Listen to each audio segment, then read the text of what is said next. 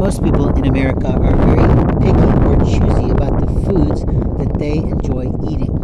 And when they choose to eat those foods, they do it based on their diet or daily intake needs. In other words, if they feel a little depleted in potassium, they might eat more bananas. If they're feeling a little lack of energy, they might choose to take more protein into their diet. Or if they're needing something to give them more physical stamina, they might choose carbohydrates like pasta. But everyone is different. What I find interesting about the people who are like me in fighting indigency, fighting food indiscrepancies, or just basically some paltry concept of being hungry, is that people who want to come up and play with me are the people who want to come up and hand me a bag of some sort of mystery food.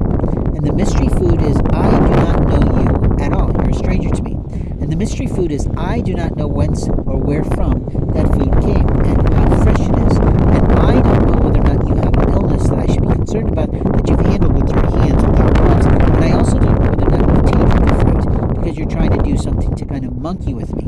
But the truth is in life that most all of us do not like someone who's trying to take power away from us. You see, a monster or a predator is the type of person who wants to make a decision for you as a total stranger. You see, it's one thing if you roll up to me and say, hey, are you hungry today, and can I offer you some food or offer to pick up some food for you, or can I give you some money to help you eat today? That's one thing, because basically you're giving me or the other person who might be similar to me, a victim of cybercrime, identity theft, or fraud, the opportunity to choose our humble daily allowances of what we need for our present moment of time. Not what we thought about eating early in the morning and said, oh, I don't think I can handle that because of what just happened with my stool from yesterday's food. You know what I mean? I hate to be kind of morbid about it. I hate to be kind of inappropriate about it. I hate to be kind of TMI about it. But the reality is we have to be in a good enough mood to say, I think I want to help that person because God has given me that inkling.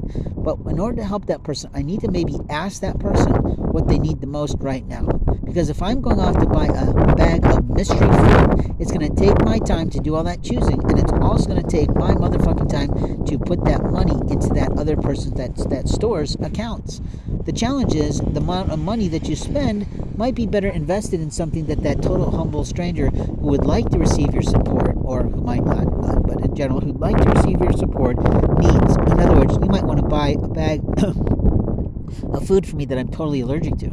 So that's another thing, is you don't know a total stranger's allergies. It's just because you like a certain food, it's wise, because if they say no, then you've got your own likable food to go home. But it still shows an insult to a man, at least of my education station, during a time of COVID. It also it kind of establishes you as a predator, because a predator wants to say, I have power, and I know how to choose for you. And most people don't want things chosen for them.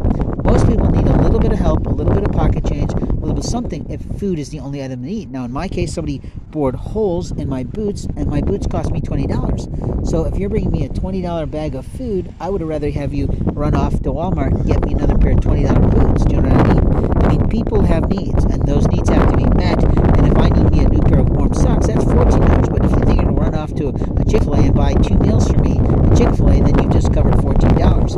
And for me, as much as I like chicken, and I like the freshness of that restaurant, despite their political and religious backings and leanings, I would prefer a pair of warm socks from the men's outdoor gear section at Walmart. And it has little bitty antlers on it, so I know what they are, but they're a blend. They're a wool and cotton blend, preferably wool, because in the freezing cold rain, in the winter of snow, cotton just kills and freezes a person's foot. It actually contains and holds in cold.